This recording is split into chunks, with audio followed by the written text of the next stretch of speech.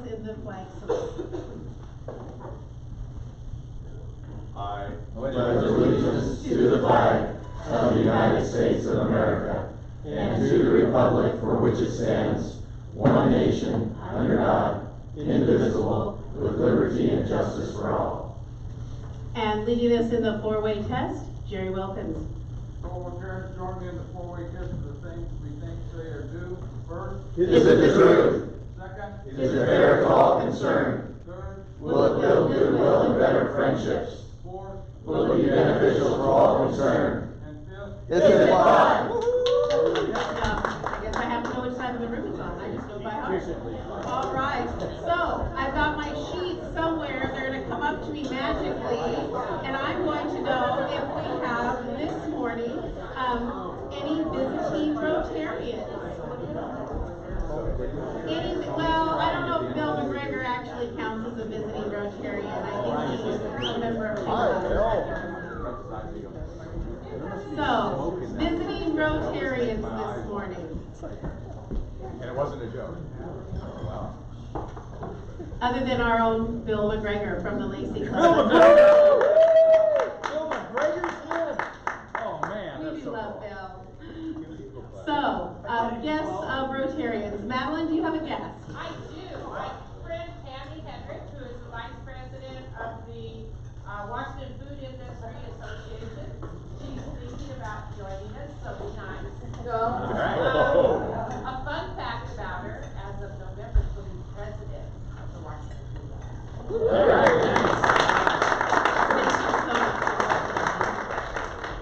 And Martin, do you have a guest this morning? I do. For round number 2, I have Jason Phillips coming back with Inspire Black, and he's going to be filling out his application.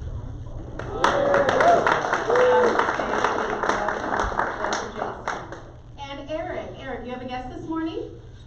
Eric is the guest. Eric's the guest! Yay! Karen has a guest, and they filled it out backwards, but that's okay, we like that. It's exciting. So Karen has a guest, and it's Eric. Welcome, Eric. Welcome, Eric! I love independence. Wonderful. So we do take a few minutes here at our meeting and recognize Rotarians who do business with other Rotarians. So we call that our Big Rotary moment. Do we have any Rotarians that have done business with other Rotarians? So I would just like to a shout out to Jeff Engel. I went to his Big Brunch last Thursday, I think, and it was an amazing brunch. So great job, Jeff. And then number 2 on this is the following night went to the Boys and Girls Club where Tim Brandon, even though I don't think he's here today, was recognized for his service on the board. So. Nice.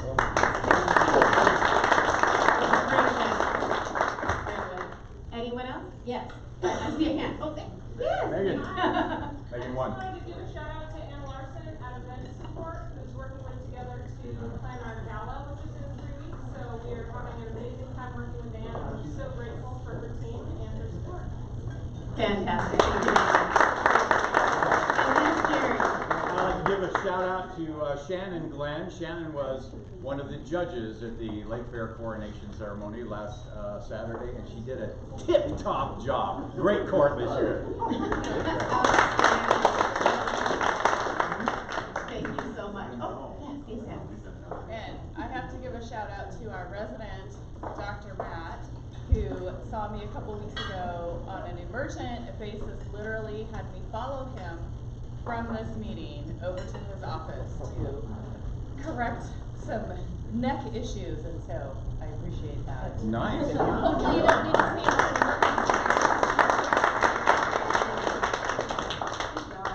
Well, thank you. I appreciate it. We love hearing about Rotarians doing business with other Rotarians.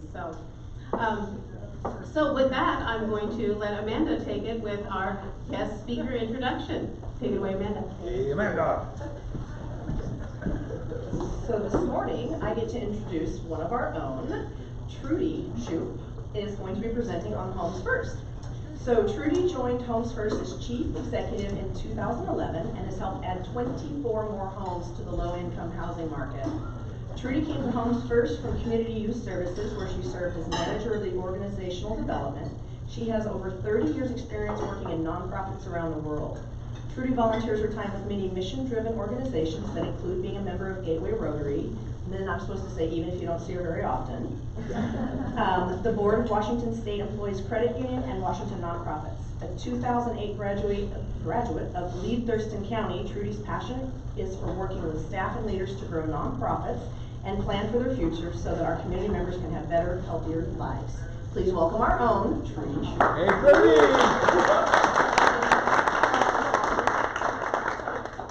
Good morning. Morning. I know, Morning. none of you ever see me. I'm really sorry.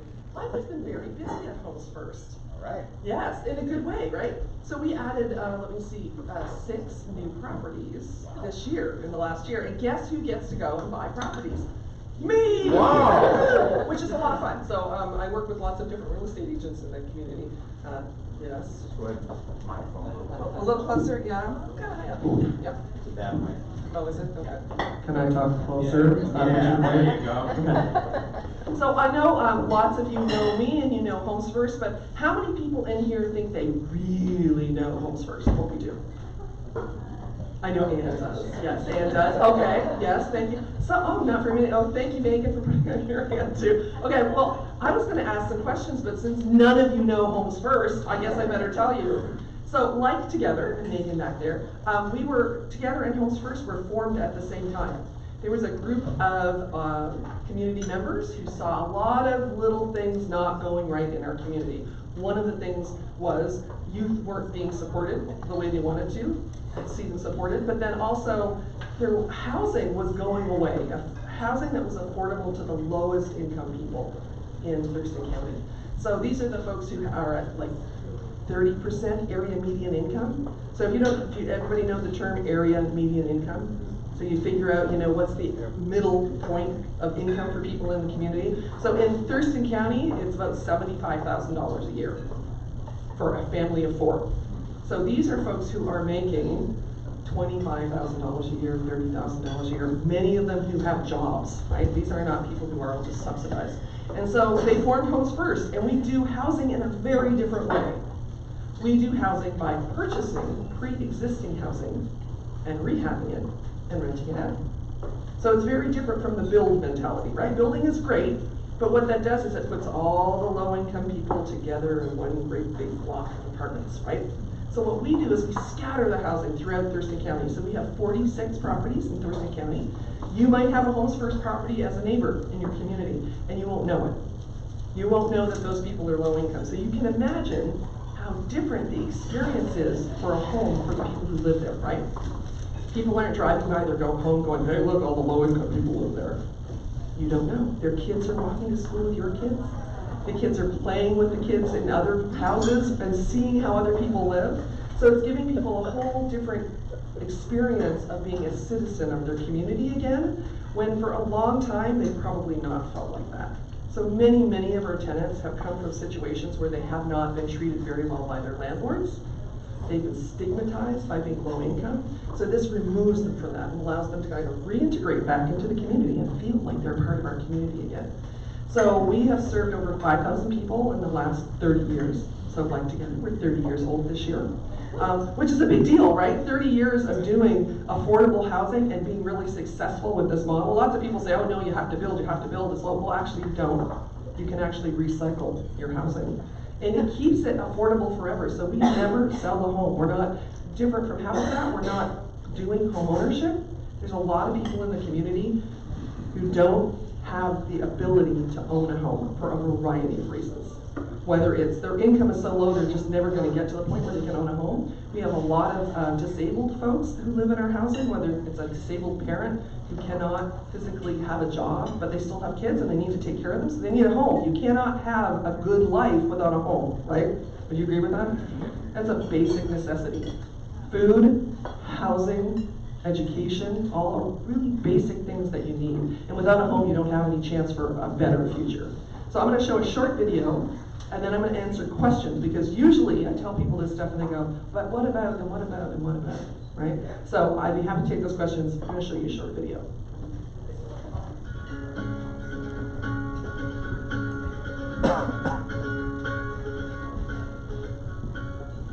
My name's Teresa Nisbet. I'm from Olympia, Washington. I am Karan Latre. I'm Peter J. Crowley. I currently live in Olympia. Spent most of my life in Connecticut, Massachusetts, and Rhode Island. It's interesting because I'm from all over, in my opinion. I was born in Anchorage, but I spent most of my time in Shelton, though. Home, what it means to me is a safe place, a place where I feel safe and where other people that I bring into my home, family and friends, also feel safe. It's where you feel comfortable. It's where you know you're you. You know, it can be the middle of a field, but in the concrete level at home is where you feel good inside of a structure. I've been told home is with my family. Since I don't have my family, it's been me finding people who are family to me to create a home again. In my addiction, I had left behind everything that was good to me. There was a lot of shame and resentment and bitterness and anger. Newly out of treatment, I didn't have anywhere to go. Luckily, I did have my son who had talked his dad, and it was my ex-husband, and had let me move back into their house. And that was 5 miles from the nearest bus stop, and I had a lot of requirements for my treatment, and it soon became a challenge. So I found myself couch surfing, basically, in the same neighborhood, same environment, where I was. So very risky for me to be doing that new in recovery. One of my friends mentioned that they were in this program. So I was like, oh, I need to figure this out so I can get in this program, especially as someone who was couch surfing, realizing that your connections and having somewhere to stay is so important. It's changed my life greatly. I mean, in 2015, I was really doing fairly well. I mean, I could walk to the bus, go downtown, have lunch, walk around for 3 or 4 hours. The bus is a half mile away, and that's now a long walk. It's a relief, honestly, because I know, in this area, I would not be able to afford to live here. I was able to transfer to a job that's closer so I can start going to college again. It's so amazing, because I thought I wouldn't be able to go back anytime soon. The Homes First Oxford House gave me everything that I needed to get on my feet. It gave me a fresh start. Yes, there were some requirements. I needed to be able to pay my rent and stay clean. In the beginning, I didn't have my license. I lost my license in my addiction. So the house was close to the bus line, close to all the community resources and things that I needed. So within the 3 years that I lived there, I was employed. I got my driver's license back. I was able to pay off my fines and some of the tickets. So I was able to get my credit back, and I also had my family back and some great friends that I met while living in that house. Homes First is doing some amazing things. Affordable, low-income housing is really what's needed in this community. And so what Homes First has done is help provide safe, affordable, low-income housing. They're, providing a solution to a very needed cause that we have going on right now.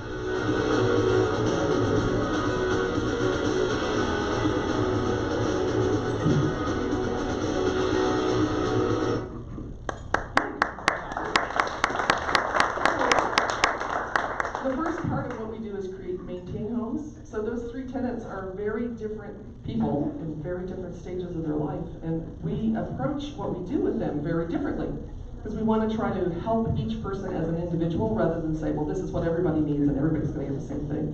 One of the things that we do really well is we do shared housing. So we can't do this kind of work without partners in the community, because really what we are is a property manager. But we're a non-profit property manager that's working from a mission point of view. So what we do is we buy the houses and we rehab them and we rent them out, but then we partner with other community members, and it can be for-profit and it can be non-profit, to make sure that our tenants get what they need in the housing. So that's how we support our tenants. So we're not social service providers. We own housing, but we make sure our tenants get the services they need by connecting them. We have a tenant navigator who, when our tenants start having a little trouble, maybe their rent was late, or maybe we go into their house to do an inspection and we see things don't look quite right, then we can say, hey, it looks like you're having trouble. How can we help you get what you need to be successful?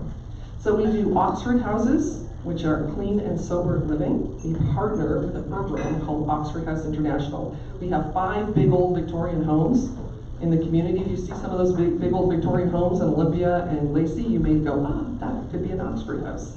10 or 12 people share these houses. Makes it affordable for them. They're each paying maybe $200, $300 a month to be in that house. We do homes for adults with developmental disabilities. Again, really challenging. They get about $730 a month to live on. You cannot afford to live, you can't even afford to be in a group home that way, right? So we rent out to the individual adults with developmental disabilities, and then they bring their service provider in. So that makes it more affordable for them. We do shared housing with community youth services. So again, these youth who are exiting foster care or they're homeless, community youth services provides the program for them, and we provide the home. So they share, 3 or 4 kids share a home. We have a mental health shared home. People who are exiting Western State Hospital cannot leave the hospital if they don't have a place in the community to live. And you don't want them living on the street, right? That's not going to be very good for their mental health. So we do shared housing for mental health. We're about to do some shared housing in Mason County with the Mason Therapeutic Court System. So we do lots of kind of innovative stuff. And then we have single family homes, duplexes, triplexes, fourplexes. We've got a 7-plex and an 8-plex, which are kind of weird. Yeah, I know a lot. But they're old properties that were built years ago, and so nobody else wanted them, so we said, well, make them. So, building and maintaining houses, we say build, but it's really providing, right? Supporting our tenants, and through that, it's creating a safer community for everyone. Everyone needs to be in a home of some kind, right? Not living on the streets, not living under a bridge. And so we give people the opportunity to not only get off the street, but also stay away from the street. So we get folks before they become homeless and give them an opportunity to have something they can afford to live in. Most people become homeless because they can't pay their rent. Why can't they pay their rent? They don't have enough money. So I'm now ready for questions. Oh, Megan, thank you, my friend Megan. What's the intake look like and what's the timeline? Like if someone needed service today, right. Would they call you or would they show up on your doorstep, and how would that look and how long would that take? So Megan's asking about the intake. How do people get into the housing and how long does it take? So the unfortunate part for Homes First is that the only way we can provide more housing is to buy more homes. So to provide more homes, we actually have to have more money to buy a house. So the way we do that is we use public funding. So you may have heard of community development block grants. Well, there's lots of different little federal funding sources. It starts at the feds, comes down to the states, comes down to the county, goes up to the cities, right? So we receive that funding. We also receive funding from other sources, and we match that with a mortgage, which Only Fed has been our mortgage provider since day one. For 30 years, they have provided mortgages on every single property we bought. And so that also means that all of our tenants have to pay rent, right? This isn't free housing, because we have a mortgage. We have to pay the mortgage on every house. So somebody comes to us, often our response is, I'm sorry, we don't have a place for you to live right now, which really sucks, right?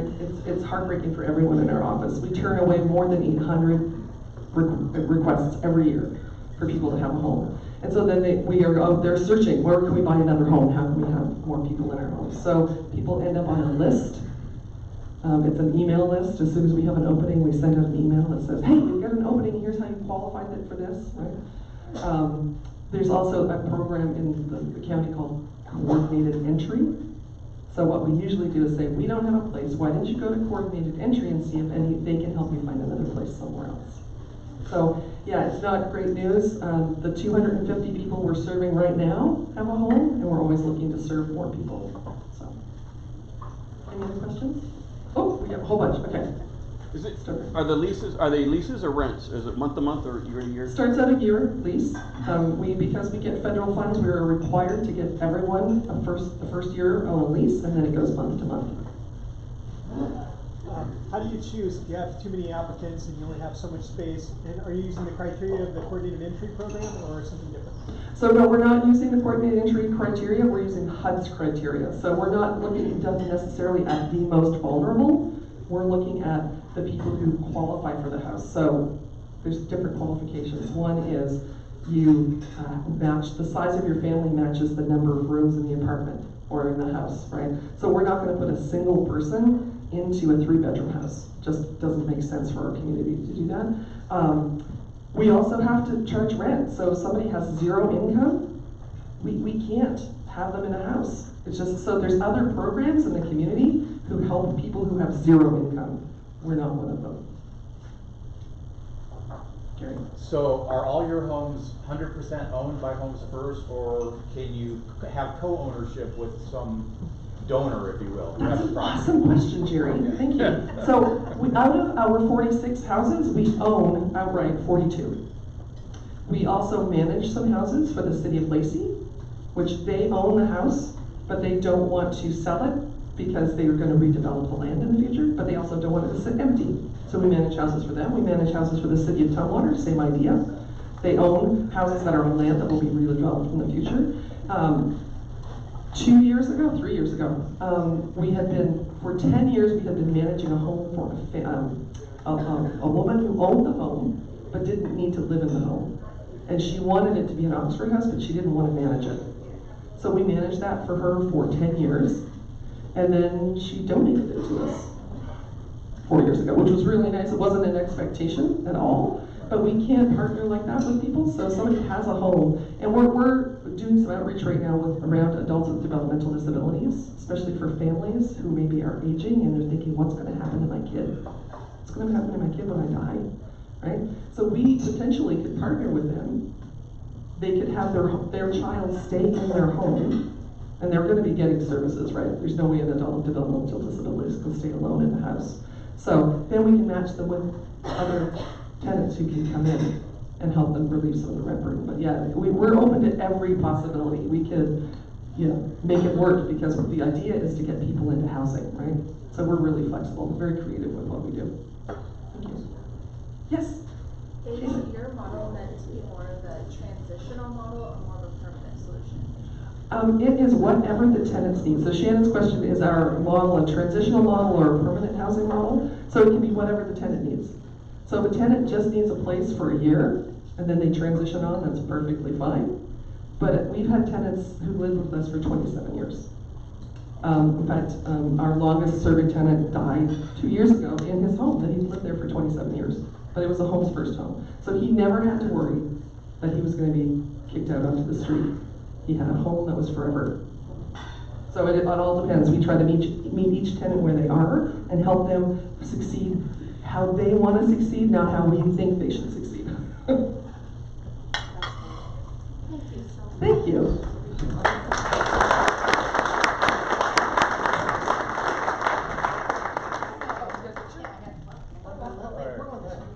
She's a little bit taller than me.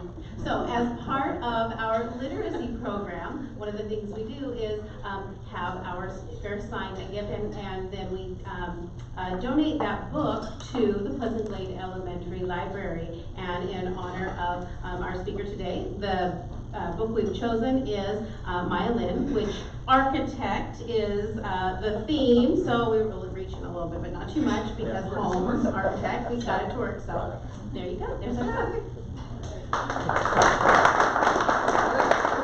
Thank you again, Trudy. Appreciate it so much.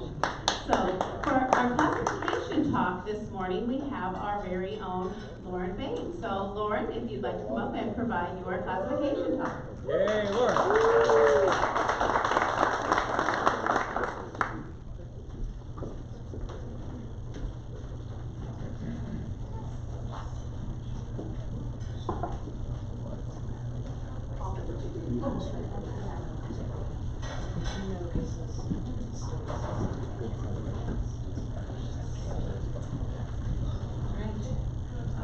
Get right on. So can I see over it? Well, Okay. That's always the hard part. Good morning, my name is Lauren Bean. This is my very first classification talk. I joined the club in July of 2019, and it's been awesome getting to know all of you and the work you do in the community, and I'm just so glad to be a part of it. I really had a hard time prioritizing what I wanted to tell you this morning, so I gave it my best shot, and here we go.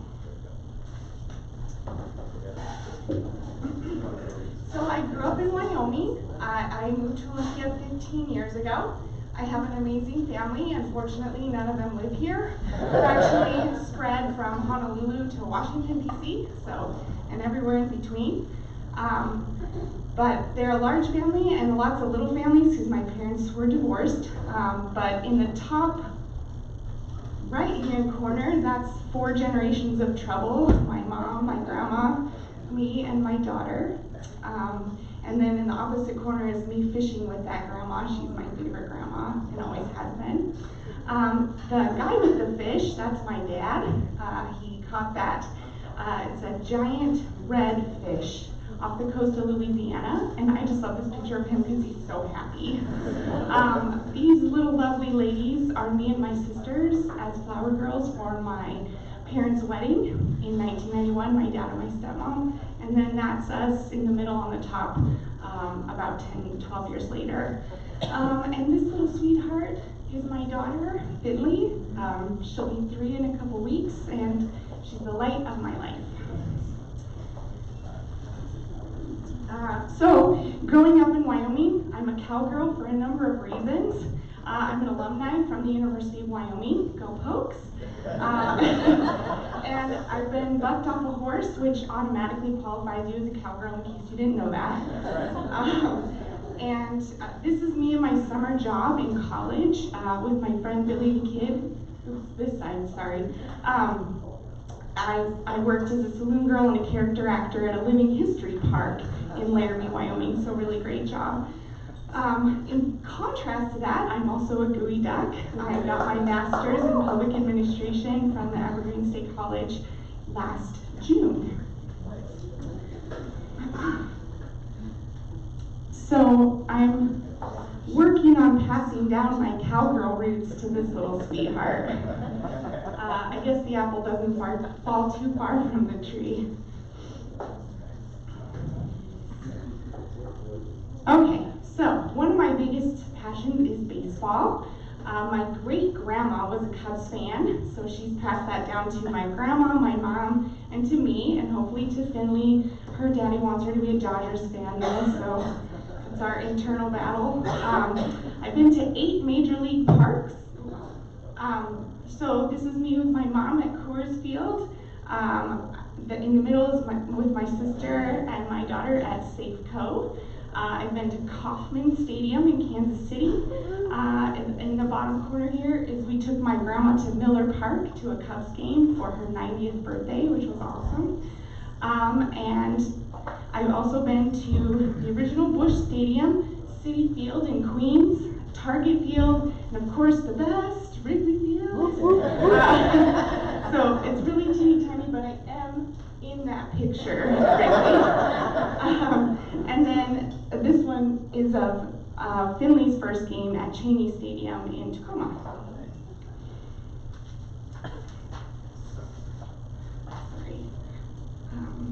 So I got to travel to a lot of these places because I'm a participant in the American Public Works Association. That's a trade organization for public works professionals.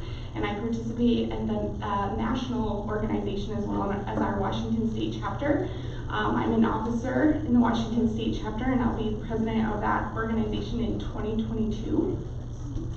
I have worked in public works for 15 years. I started as a marketing professional for a couple of consulting firms here locally. And then I spent 8 years with Pierce County, ultimately as the airport and ferry administrator, which is a very challenging job, but as you can see here, lots of great photo ops. And now I'm back here in Thurston County working as a business development director for an engineering consulting firm called Skillings. We do road projects, sewer and water projects, those kinds of things. And I love being back in Thurston County, being a part of this community again, not only to live here, but to work here as well.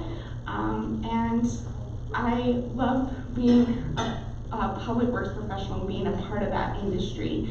And through APWA, we get to promote the work that these people do quietly in the background to support the infrastructure that we need to be a civilized society. So when you're thinking about Rotary shout outs to your public works people, because you wouldn't have gotten here today. So with that, I just want to about me, and cheers. Thanks. Did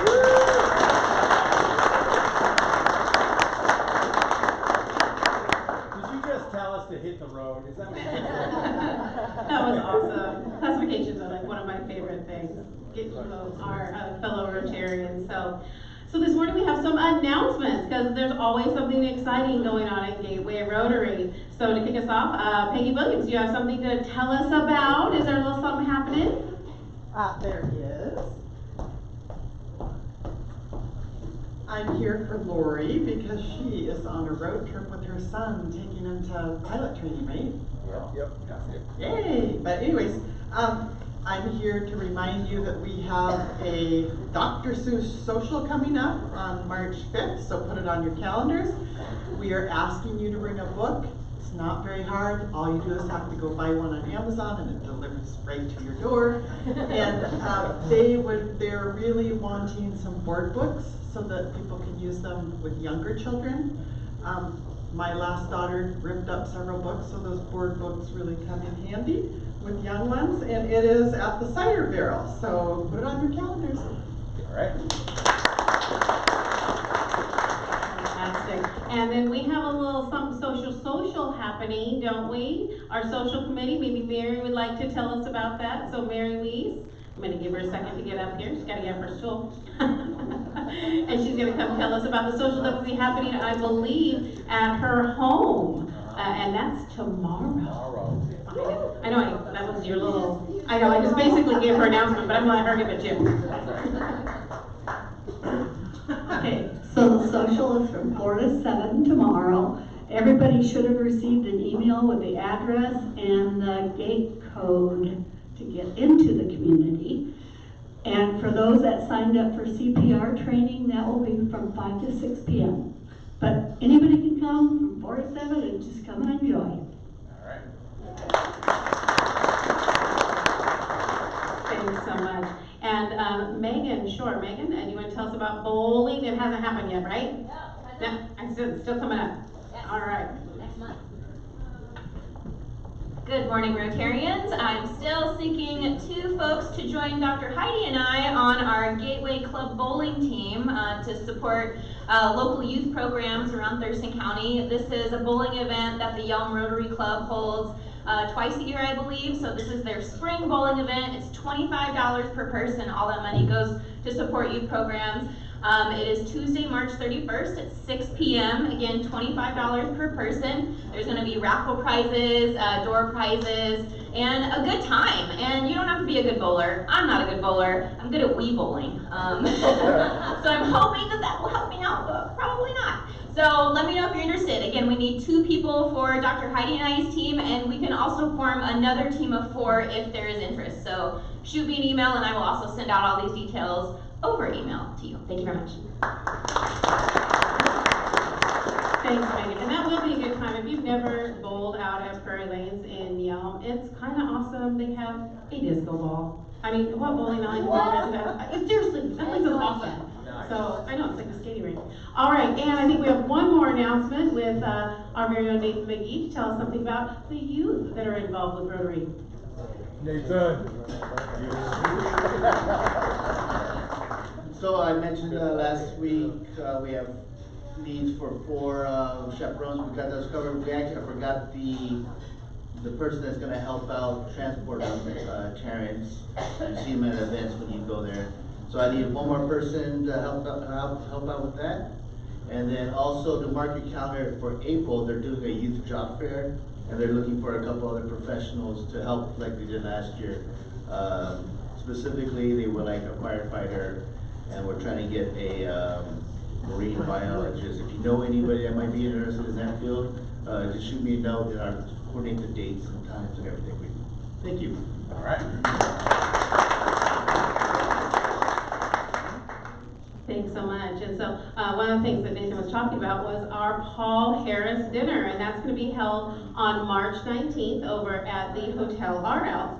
And you can still register at paulharrisdinner.com if you have not done so. We want to have a big rowdy table like we always do, maybe a couple, that'd be great. And then start thinking about the Rotary District Conference. That's going to be May 14th through the 16th up in Victoria. So please plan on attending if you can. And also, Wednesday, June 24th, do you know what happens?